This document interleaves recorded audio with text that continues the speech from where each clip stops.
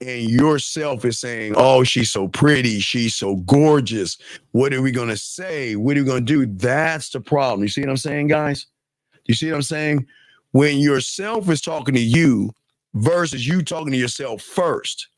See, when you talk to yourself first, you're king, you're in control, and then yourself is just going to give you answers, and then you pick and choose from the answer. You see, I see that woman. Now I'm about to, all right, let's check it out. I see that woman. I'm about to give her the opportunity to get on my dick. How should I do this? Hey, Steve. Hey, they raise a hand. Romantic self raises his hand. Sensual self raises his hand. Smooth self, kinky self, dirty self, nasty self, sensual self, fun self, freaky self, dirty. All these, they all raise their hand. Are you ready to call me up? Let's go with you right there. You see what I'm saying?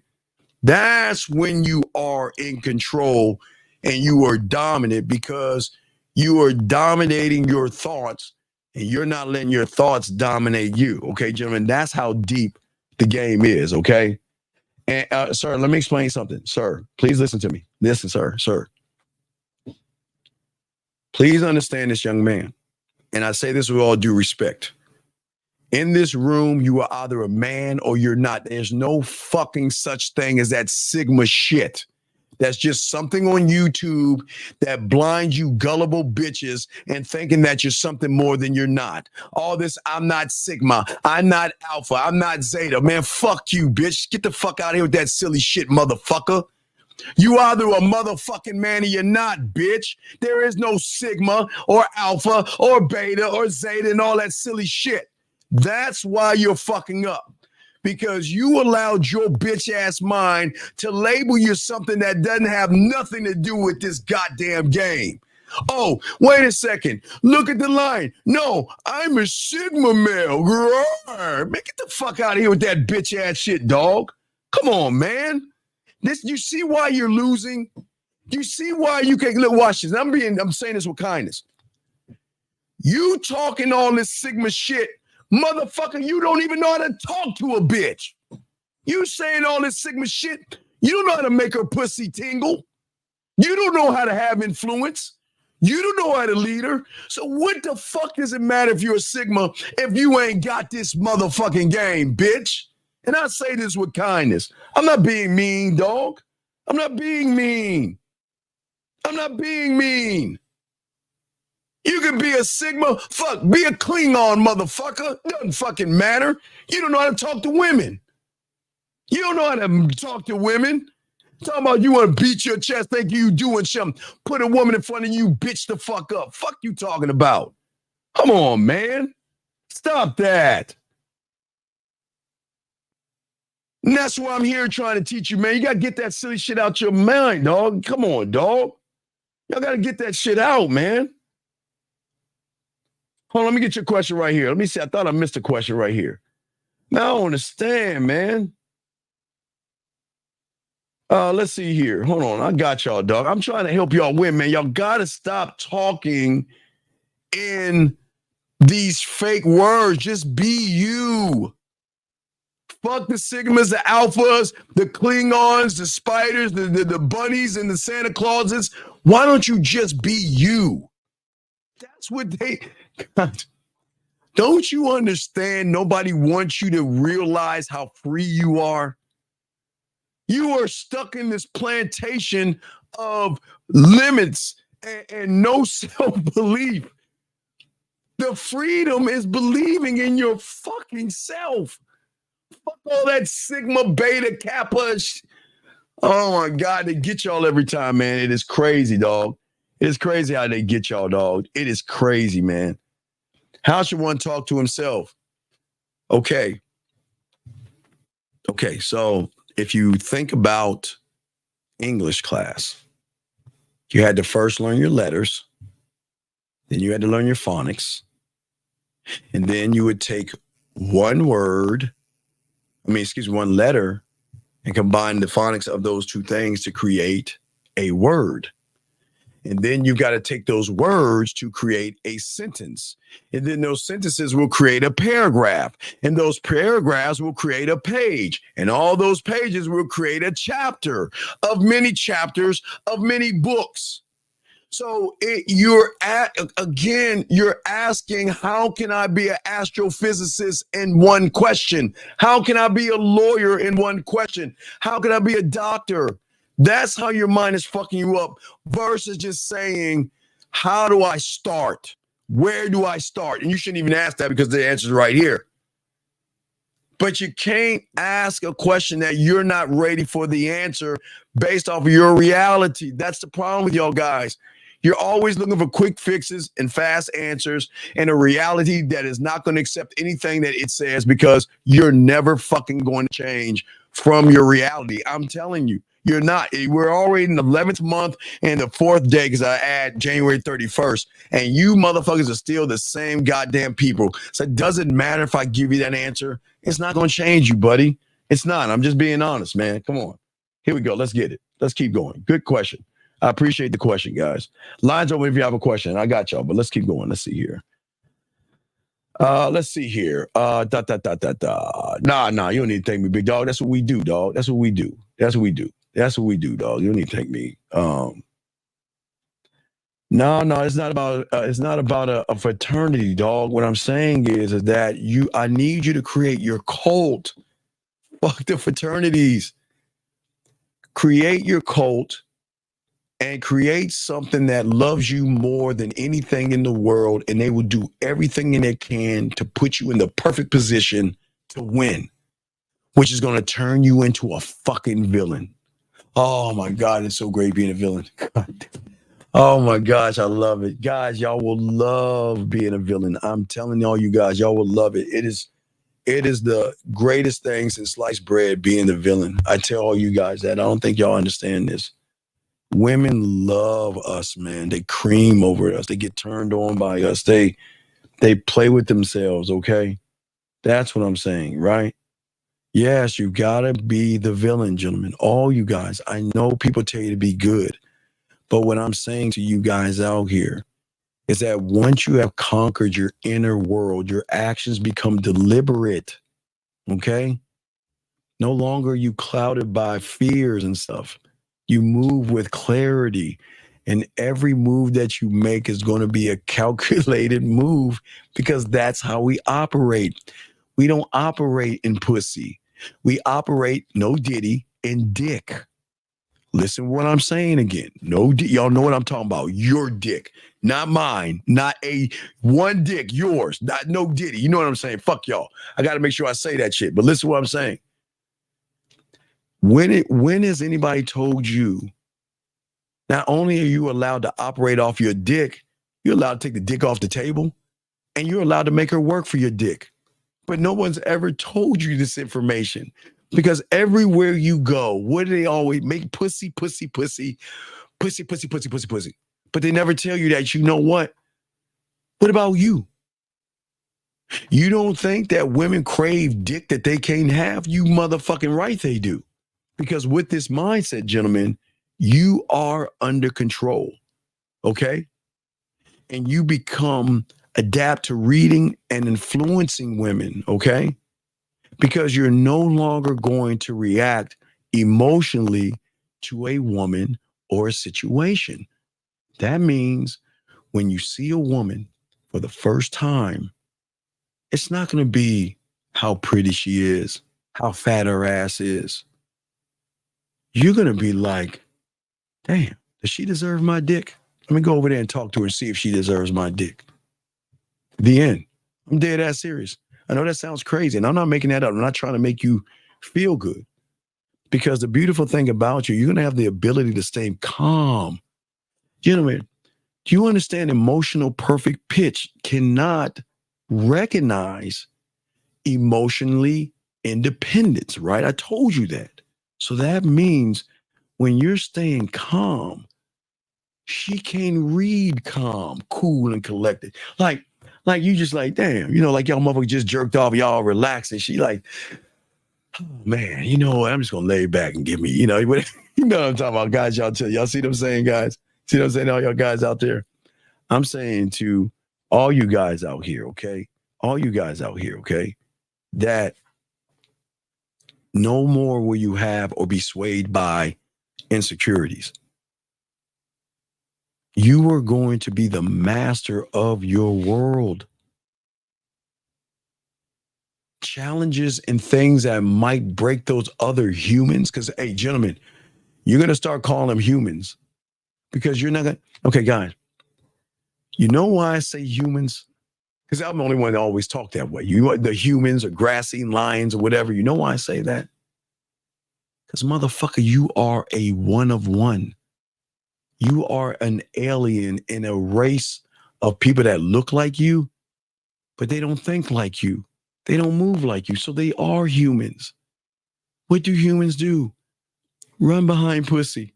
Let me take you out to dinner. Please give me a chance. Let's be friends. You're right. I believe before we should have sex, we should be friends and all that bitch ass Hallmark bullshit that they push on you guys. All that bullshit. Hey, because it's wintertime, gentlemen, let me show y'all some game. Guys, y'all always know. Guys, y'all always know that your boy always gives you something for the wintertime that nobody on the internet is giving you, but allow me to give it to you. Guys, make sure y'all have these things lined up. Let me see if I can find it. No, that's not it. Where is it at? Hold on, you guys. Make sure that you get some of these things right here, okay? Nobody's showing you this. You ready, gentlemen? If you ever have a woman come over your place and it's cold outside, gentlemen, we want y'all guys to have this. Wait a second. Let me bring this call in real quick. But, guys, I'll show you one second. Let me grab the call real quick. Area code 574. What's your name and what's your question, sir? 574 going once. 574 going Hello. twice. What's up, Steve? What is your name, sir, and what's your question? How can I help you? This is David from Indiana. Yes, sir. How can I help you, David, from Indiana? Yeah. My question, man, like, I've been listening to you a lot. I've been listening for all night, man, and something clicked, man. Like, something clicked about the shit that you're talking about, like, so. Is that why you tell us, like, you always say, I've been listening to you for a while. You always say, hey, get a puzzle, get the underpiece puzzle, and do the underpiece puzzle so you can kind of listen to yourself, or kind of like think for yourself, right? Well, no, it's okay. The 100-piece puzzle, that's so different because I'm not trying to do something like really cool and magical, but it's kind of cool and magical when you do it. Is that all your life you have had mental training wheels on you because all your life you've been being told what to do, and you've never had a chance to actually think for yourself. So what I try to do in the exercise, and there's many layers to this, is to get the puzzle pieces and throw the box away, because the box is the training wheels, right? So we take the training wheels off, and then we force ourselves to think to ourselves and talk to ourselves and solve this bunch of pieces by ourselves. Then for the first time, we start to communicate to ourselves, because even though you see all those puzzle pieces, you know what's funny? I'll give you one. There's no fear when you see the puzzle pieces. There's no worry. It might be, goddamn, it's a lot of fucking puzzle pieces. How do I solve it? But you don't worry about the shit like you do when you get around a woman, right? So what I'm saying is that one must start the process of training his mind by being able to think for himself, talk to himself, to gain understanding of understanding by working on those pieces and taking his time and realizing that I have to be patient. I can't try to put it all together in one. I got to be patient. I've got to remember every piece connects to another piece, but I got to be patient enough to put the pieces together. Now, I'll give you the cheat sheet. Start with the borders, right? Because at that point, what are you doing? You're working outside what? Or outside in. Yeah, you go, motherfucker. Exactly. You work the borders because the borders is the square. And in order to create the square, you got to work outside in. So that's how it all works. But there's levels behind what you're doing. But that's the beginning step of it, sir. But nobody on the internet tells y'all to do this but me. So please understand this is only us teaching you this shit. But what you got, brother? Hey, And see, I've been in the comments. I'm like, man, this is the best show on YouTube. Man. I ain't gonna hold you, bro. Thank you. It's the best show on YouTube. But yeah, no, that make a lot of sense because I think me, and I'm speaking for myself. I think me personally, Mm-hmm. I ignore that voice a lot. I always thought it was kind of an emotional thing, but I wanted to ask you. So, how do you know when that voice is to your benefit or to your detriment? Is that where the coaching come in? Well, yeah, but the voice, okay, my voice tells me you're beautiful. Man, you a bad motherfucker. Man, do you want to give her your dick? Do you want to give her your time? What do we want to do? You know what?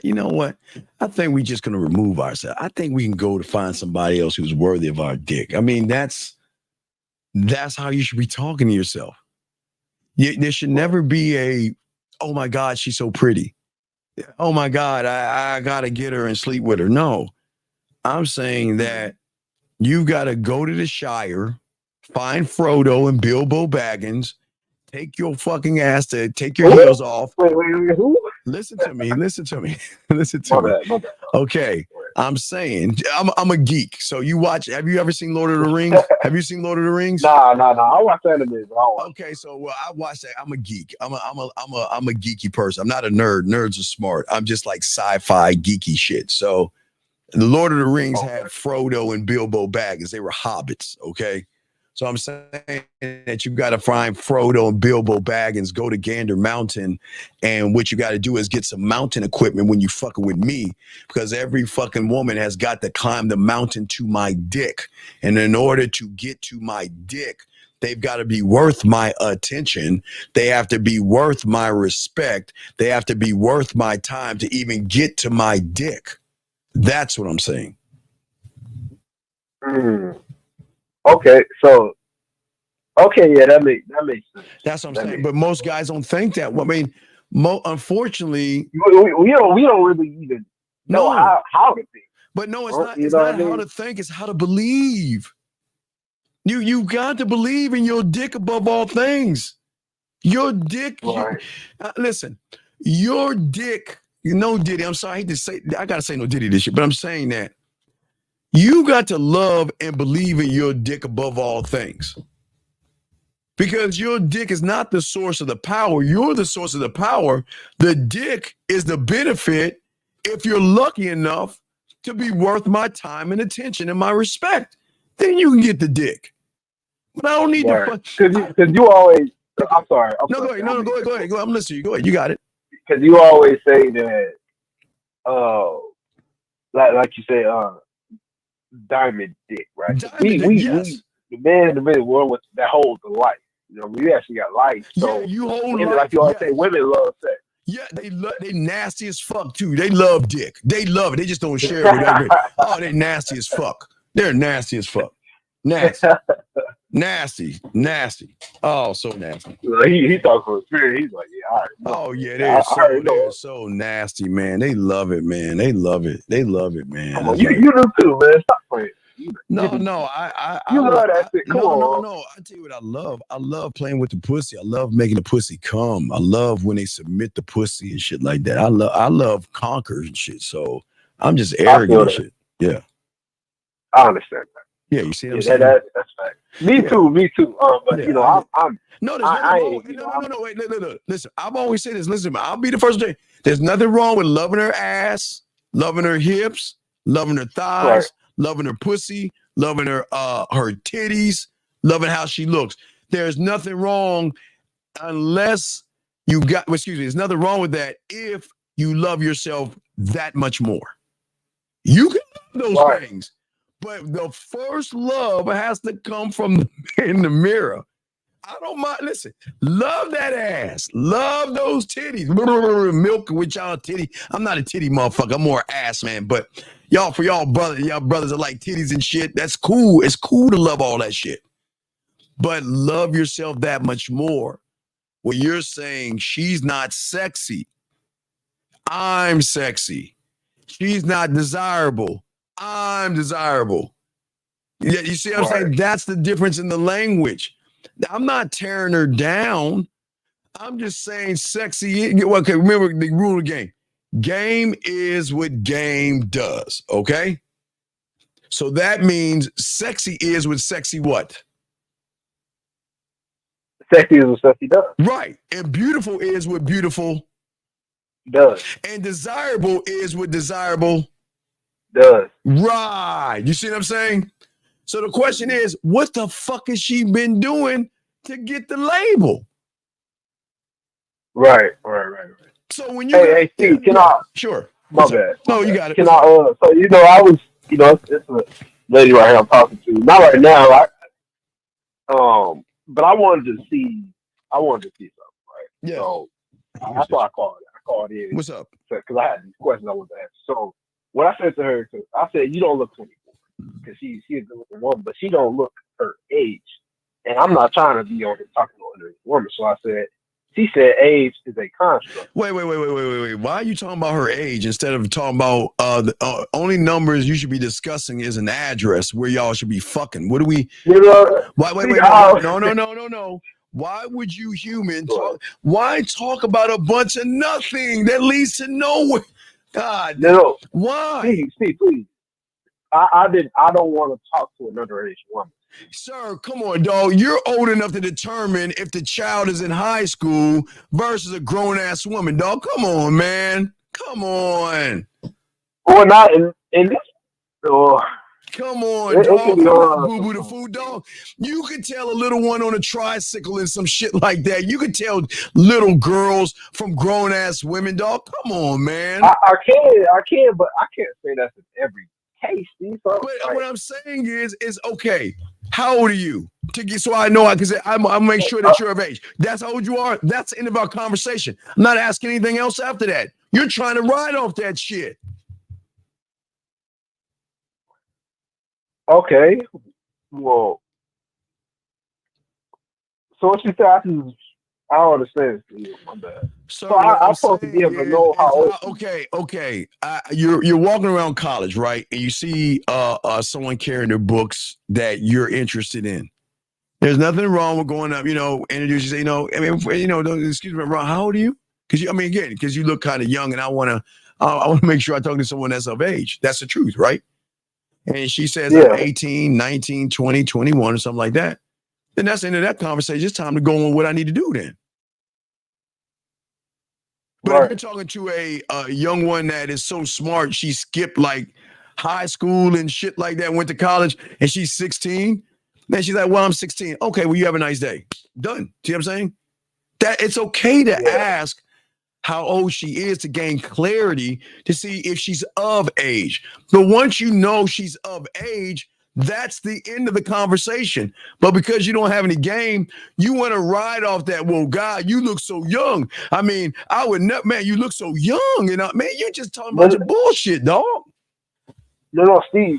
See, it's I don't know her age. That's why I asked. Well, how old is she? How old is she? How old is she?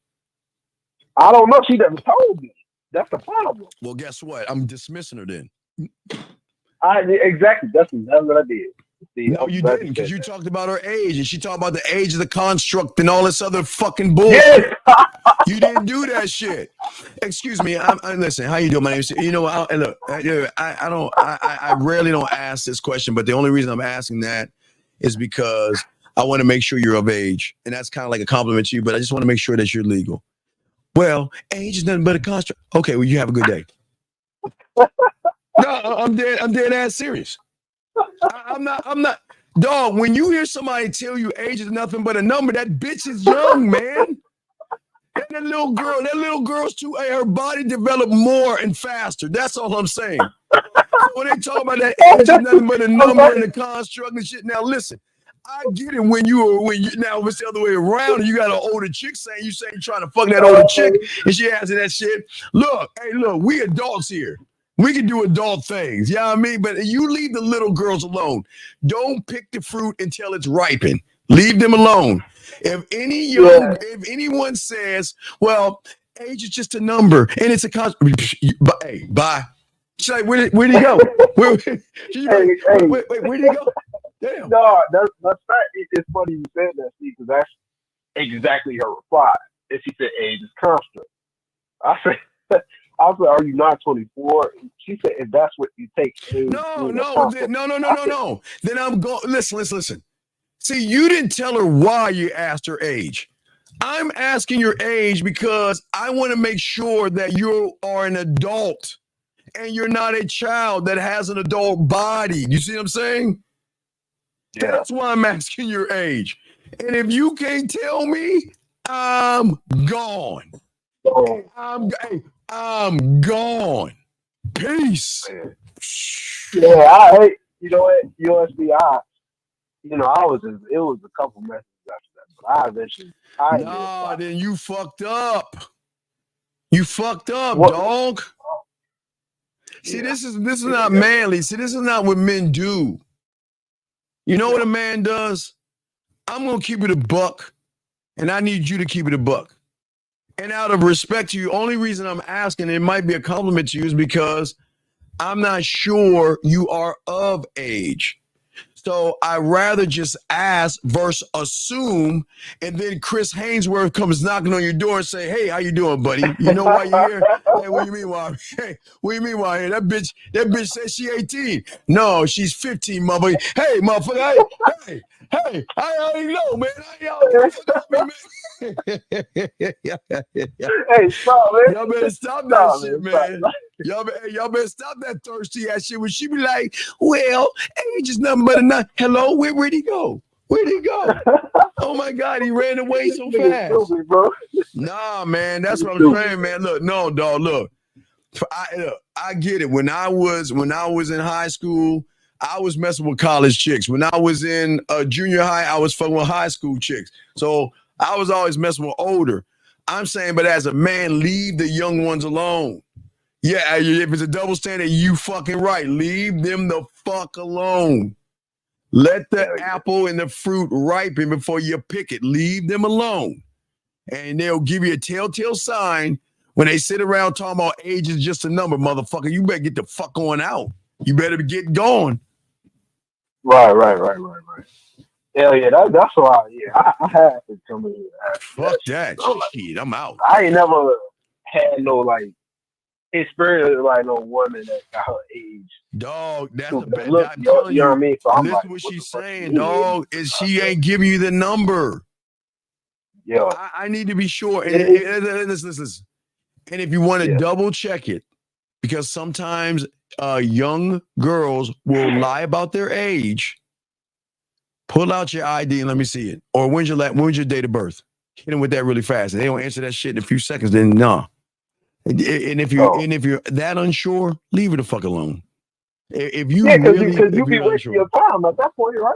Yeah, I'm just saying if y'all gotta leave them alone, dog. Because unfortunately, look, because of all the stuff they put in meats and stuff, the woman's bodies develop faster, and sometimes they look older than what they actually are. So we have to make sure that we are cognizant of that thing. So please be careful about who you talk to.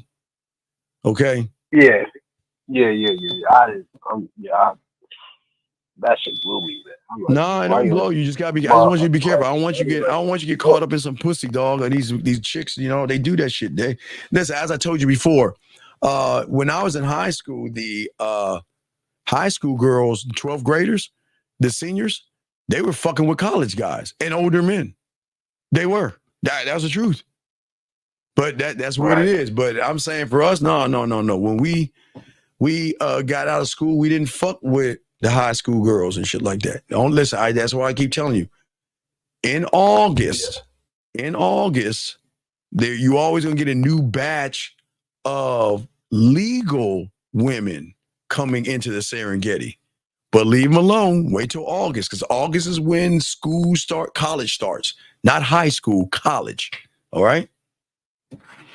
Yes, sir. All right. So you got any other questions? No, that's it. That's it for now. Can you timestamp me? I want to. Can you timestamp me? Oh, timestamp you is going to be 3:13.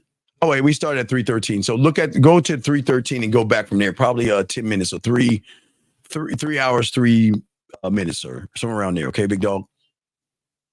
All right, so all right, So we'll throw you back in. Great call, man. Appreciate it, man. Leave them little fucking girls alone, dog. Get the fuck off. Okay, peace. Man. All right, peace. All right, guys. Got questions? Please put a Q. What was going to show you? There's something I'm going to show you, and I fucking forgot. Gentlemen, let me show y'all something. Gentlemen, let me show y'all something that only us show. There's nobody on the internet showing you guys. Remember, gentlemen, we always show you things if you're new here that no one show you on the internet. So, because it's starting to get cold, it's now again down south. Shit is still fucking hot, but some of you guys are a little bit up north. We all get the fall, the leaves, and everything's getting warm. So when you have a woman over, guys, I want you to get a box of these things right here. It's a game changer, okay? Gentlemen, please go and look at that right now, screenshot it and whatever. It is nothing like dimming out the lights, popping some of that shit in there and drawing her in. Guys, this is what I'm trying to show y'all guys. This is some game right here, okay? If y'all have a fireplace in your apartment, especially if you're up north, most of y'all should have a fireplace. Damn near everybody up north should have a fireplace in their apartment. So guys, get this shit right here. It's called Mystical Fire, gentlemen. Get that shit. So when you are setting her up to come over to your place, you can set the scenery, set the tone, and everything like that. Nobody's showing you that kind of game, gentlemen. So make sure y'all got that locked in, gentlemen. Let's see here. Let's see here. Oh, you ain't. Oh, damn. You don't have a fireplace in Philly? Yeah, I hope y'all got a fireplace, man. Okay, I hope you have one. Shit. I hope y'all have that, but I just want y'all to know. I just want to give y'all that. So just look at Mystical Fire and get that shit, guys. Let me see here. Let me see if we can answer questions. Tex, I understand you, and you don't feel like, wait, I understand, and you don't have to feel like that with me either. Okay. Donald. I think it's Donald if you're in trouble. Donald, what did you say to her for her to say this and I can help you? What the fuck did you say to her to have her say this? Donald, I'll help you. I need you to tell me what you said. What did you say, Donald? What did you say to her? I'm waiting. What did you say for her to make this statement, sir? And I will give you 5 minutes to answer that question, and I got you. But I need to know what you said, dog. I need to know what you said. Okay? Okay? Well, no, I'm not talking about fireplace. I'm saying if any of you guys have a fireplace, young man, I'm saying when you have a woman at your place, you should light it up. Matter of fact, I wish I had my phone. I'll use my cologne because I can't find my fucking phone. I think I threw it over on my couch over there in my office. But if you have your phone, let's say this allures your phone, you should always have the scene set up. I mean, it's nothing like looking into the fire anyway. But when you're talking to a woman and you're on video with her, you want to have the fire going and shit. You're like, damn, what's that? Well, you know, it's something that you'll see when you come over. I don't want to discuss that right now because we ain't discussing that right now. But if you want to experience the fire, then I welcome you to come over to my place and experience it. See how that shit work, guys? So you can use everything to benefit you guys, okay? So, Don, what did you say, Don? I know it's not Donald. What the fuck did you say, dog? What did you say to her? What did you say to her, man? Sir, did he tell us what he said to her? Well, let me grab what she said. Donald or Don, what did you say to her? Hold on, let me get his text message again. I don't think okay, hold on, let me lock that in. All right, this is what she replied. What did you say to her? All right, send that motherfucker. And we can see, because what I'm saying is that there's a reason she said that. I got you. We'll solve it. I got the answer, but I want to make sure the answer is right. But it is based off of what the fuck you said. What the fuck did you say for her to say this? What did she say? Okay. So, yeah, I'm saying for you guys out here, while I'm waiting for him to give me the answer, I want you guys, if you have a fireplace and it's cold, especially if you're up north, I'm saying that intimate settings like fireplaces are key components in the game because they're mood setting things. So if you're going to set the mood, why not up the ante and show her a different interpretation? We all know the regular colors of fire, but dog, look at this shit, dog. What do you think she's gonna say when she see this shit right here, dog? Come on, dog. The fire turning different colors. You got about this. What if her favorite color is pink? Or her favorite color is purple or green or blue? And she sees the fire like it's gonna fuck her up, dog. Come on, man. It's game right here. It's game. She be like, oh my God, you know my favorite color? And the fire, oh my God. I'm telling y'all, man, I'm showing y'all the game. Don, come on. What the fuck did you do, Don? You're holding up time. Come on. Don. Oh my God, man. Dude, I don't want to kick you out of the room. I'm trying to help you. What did you say, man? Come on, man.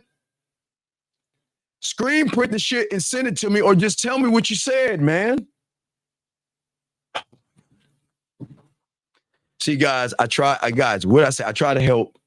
How hard is it to swipe your fucking iPhone without cutting your hand off and print? What is it? Screen print or screen?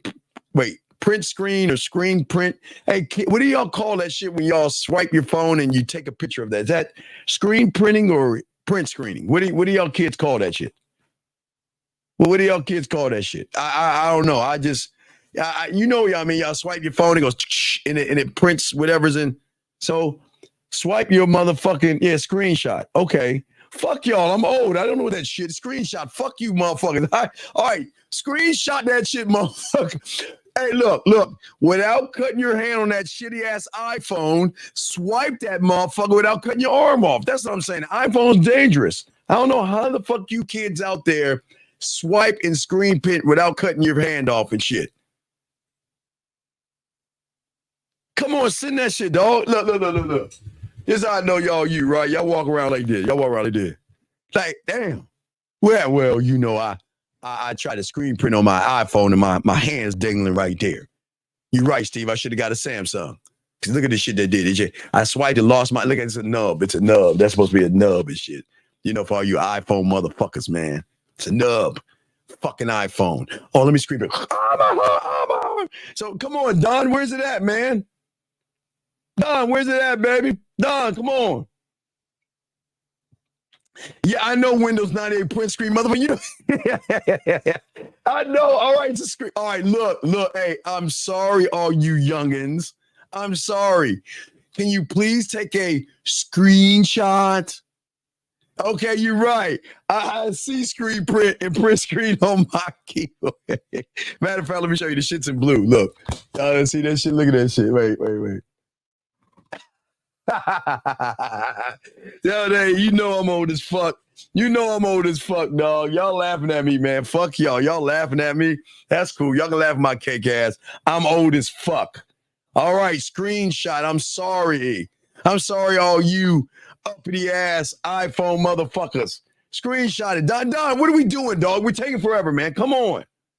No, Dub, I'm not adapting. I am never going to get an iPhone in my life.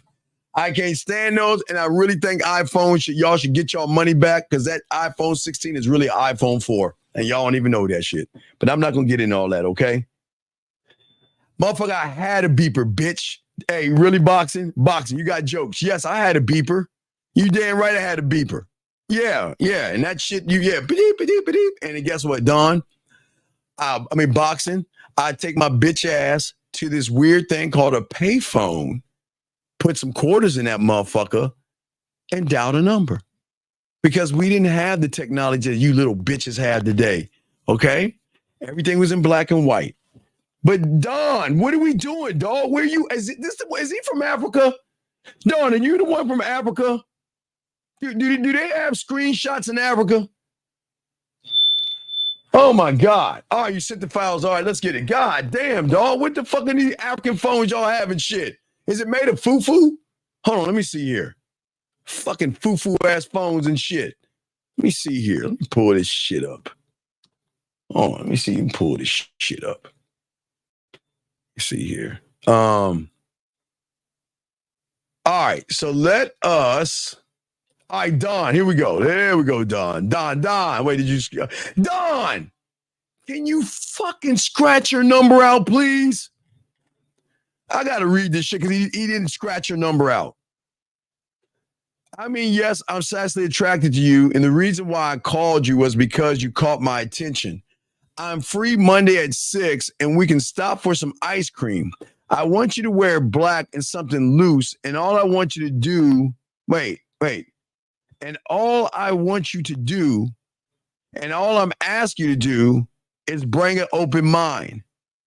She said, LOL, that's a pretty specific request. He said it is very much a special request, but also special in a way where it's made just for you. This request comes with extra hugs and kisses. She said, what's the special occasion, love? I'm intrigued by what you mean. Bring an open mind. You like it when I want to love on you, but this is deeper than love. And man, why are you... Can't make this shit up, guys. Hugs and kisses. Okay. Wait. So you said you like it when I want to love on you, but this is deeper than love, and I can show you. You shouldn't be intrigued by me because I will never judge you. This is what I mean by being an open mind and being open for me. I understand you and never felt that way with me either. And then he says, Dawn, but wait. She says, I understand you and I never have to feel, and you never have to feel that way with me either.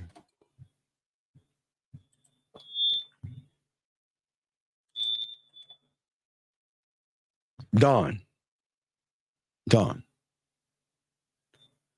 Why don't you stop that Shakespearean bullshit and just tell that fucking woman the day, the time, and the place?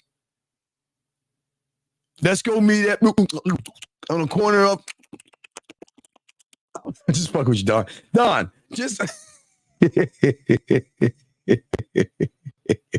Don, why don't you just tell her where you meet you at, motherfucker? Don, why don't you just tell her, Don? Tell her where to meet. Dog, tell her where to meet you, dog. Dog, I don't understand what the problem is, dog. Tell her where to set that shit up, man. Tell her where to set that shit up, Don. Come on, man. Why don't you set that shit up, big dog? Why don't you tell her where to meet, buddy? All right, we're gonna do last round of questions. I gotta wrap this up, man. I do a few more minutes. We're about to wrap this up. But tell her where to meet you, guys. Last round of questions. Call in or ask. We're about to wrap this up. But yeah, you doing all that fucking Shakespearean talking. You ain't talking about shit, buddy. All right. Okay, you gotta do that, dog. Come on, man. Come on, just talk to her. All right. Guys, I'm gonna be coming out with some more different types of YouTubes and shit. I think I'm gonna do a new series called Rules of the Game, and I'm gonna start either doing the rules to the game or talking to yourself or some shit like that. Okay, I'm gonna break down some games, guy. I'm breaking down some game. Appreciate that, guy. Appreciate that, buddy. Appreciate that. That's kind. Thank you. But yeah, so guys, any last questions y'all got? We got y'all, man. Did a good show, but gentlemen, at the end of the day, we need to stop competing against other people. We need to start competing against ourselves. We need to start loving ourselves and realizing our worth. And we can realize that we change the game up. We always change the game up. Always. So, yeah, talking to yourself. Yeah, I was thinking about that, Erica. I don't know if I should have it talking to yourself or rules of the game. I'm trying to figure something like that because I want you guys to hear what I'm saying. Like, you know, I'm going to have things like when she walks away or she breaks up with you, things that you should talk about, you know, or talk to yourself. Basically, Eric, probably talking to yourself. You know what I mean? Something like that. So, I'm just trying to figure it out. But yeah, boxing. I like the inner voice. I'm thinking about that.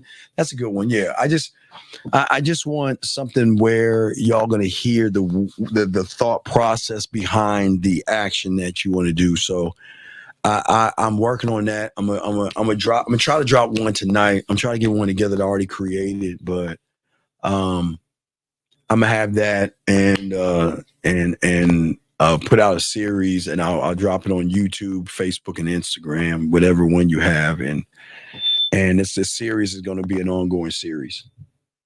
Yeah, we're gonna start from one, and we're gonna keep going, and every one is gonna have its own subject, and it's gonna be straight to the fucking point. It's not gonna be any feel good. It's gonna be straight to the fucking point. So I'm gonna try to make them motherfuckers under 30 seconds. I just want to get straight to the point. Just hit you with one, bam, bam. Some might be a minute, but I ain't gonna go too long. So we are going to call. I forgot. I'm thinking about the series to do, but we're gonna do that for you guys. I got that coming down the pipeline for you guys because we got y'all. We want to keep pushing content out to you guys. Okay.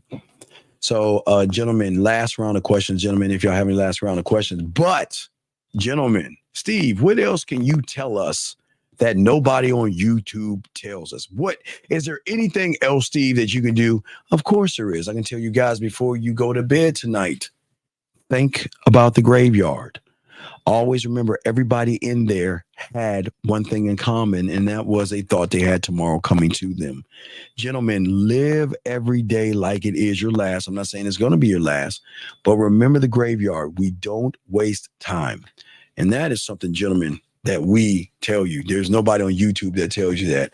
So when you go to bed at night, think about that and honor and be appreciative of your days that you have on this planet by not wasting your time. Okay, gentlemen, that's something that we would love to tell all you guys like that. We want to make sure we tell you this is not for inspiration. It's just to let y'all guys know that I don't want y'all to have a sense of urgency, but I want you to have a sense of love. And that's what it's all about. The more you can love yourself, the better you're going to be in this game. This is what it's all about, loving yourself. All right, gentlemen. Yeah, I'm gonna try to get one of those out. I'm still trying to figure out a name or something, but it's gonna be part one. I don't know what the name is, but it's not about the name, it's about the information. So it'll be one, and we're gonna keep going. You know what? Why don't we just call it one of one? Why don't we just call it one of one part one? So we probably do one of one, one of one, part one. You know what I mean? Yeah, I was thinking one mind, one thought. That's pretty good. Yeah. I like that. One mind, one thought, part one. Yeah. One mind, one thought. Yeah. I like that. Probably do that shit, D. I like that shit. Respect to you, dog. That's fucking dope. One mind, one thought. Probably do that. Yeah. Well, I was thinking the same thing. One of one, part one. Something like that. One of one, part one. Yeah. Or one of one. But I want to, but it's a series. So we're going to talk about like breakups, sadness, and things like that. And how you should think and talk to yourself. Okay, and that's what we're gonna push. That's how we're gonna push it. Because what I want to do, and the first one I'm gonna come up with is I didn't think about called press play, because what I want you to do with the first one is that before you talk to a woman, I want you to press play. You see what I'm saying? Before you even think about going up to that woman, I want to give you a shot of something where, you know what, press this button, say this to yourself, and then go up, because that our first one is going to be before you talk to a woman. Before you make your move. That's basically going to be whatever it is, part one, before you make your move, and then you press play, and that's what's going to be about. That's going to be the first one before you make your move. So, and the reason why I want that number one is because you can always go back to the first source to remember whenever you see that woman and fear creeps in, or you see that woman and you don't believe in yourself, man, you can just press number one and bam, I'm going to say some shit to you that you're going to say to yourself, and then you just make that move. Man, it's a game. It's beautiful, dog. It is fucking beautiful. But anyway, guys, I appreciate y'all guys. Please appreciate yourselves. And we'll probably do a show tomorrow night, as we always try to push the game as much as we can. But I'm going to work on the very first one, either one of one, part one, or one mind, one thought. One mind, one thought. I think I'm gonna go D. I think I'm gonna go one mind, one thought, dog. I think I'm gonna go one mind, one thought. Then I just put a one behind it. One mind, one thought. Probably do it like that. You know, one mind, one thought, and then the like one mind, one thought. I just might, because I don't want to be too long, so I might just put one M, one T. You know what I mean? Or I just put one of one. Maybe I just do one of one, and then put the thing, because I don't want it to be the one mind, one thought, the base of this. It's what the subject matter is. And the first subject matter is before you make your move. So I think I'm going to go one of one, part one, before you make your move. Okay. And I think it's going to be, you know, what's more important to me is not the one of one and all this other stuff.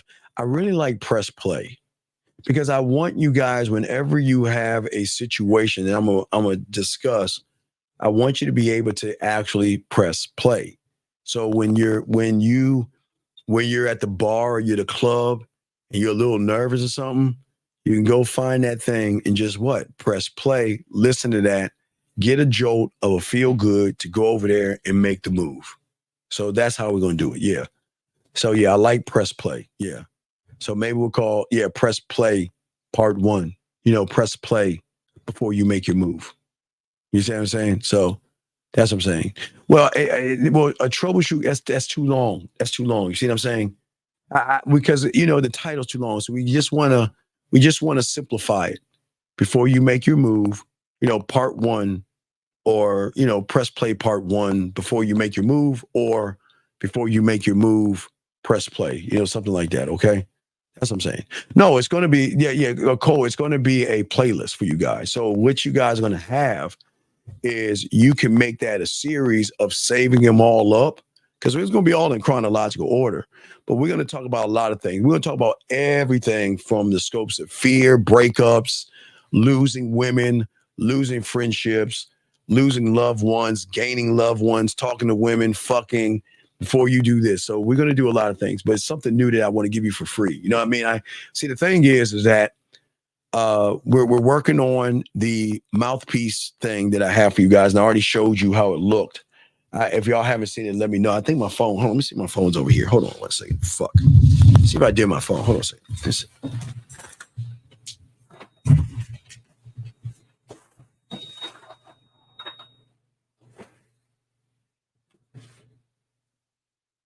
Where did I put my fucking phone? Oh, here it is. All right, I got my phone. All right, here we go. All right, so I'll show you real quick what it looks like. Let me show what it looks like, bud. Let me show you what it looks like. So, gentlemen, this is what it's going to look like. We're almost done. We're almost done. Let me show you what it looks like, though. Hold on a second. Sorry. This is what it's going to look like. Okay, here you go. So that's going to be the mouthpiece. That's going to be the mouthpiece thing right there. So that's going to, you'll enter it and you'll see what I have, but I don't want to, but that's going to be the thing. So you'll be able to learn mouthpiece 101 through what I'm working on right here. So I just want to make sure that y'all guys know that. Okay. So, so we got y'all covered, and we want y'all to soak that up. Okay. Okay. So, all right, gentlemen. So let me go ahead and go. It's the Man Mindset. Appreciate y'all guys out here. We'll chop it up, but I'm going to go ahead. Thank you for 149 likes. I thank you all. Thank you guys. Tell your friends about it. Tell 5 of your friends about the Man Mindset. Tell them about the way we teach the game, and share this information with those that are worthy of the information. But I'm going to start the first press play. I got it all together. I just got to piece it together. Okay. All right. So I appreciate y'all guys, man. All right, man. We'll holler at y'all later, man. Peace. Y'all be good. We'll see y'all.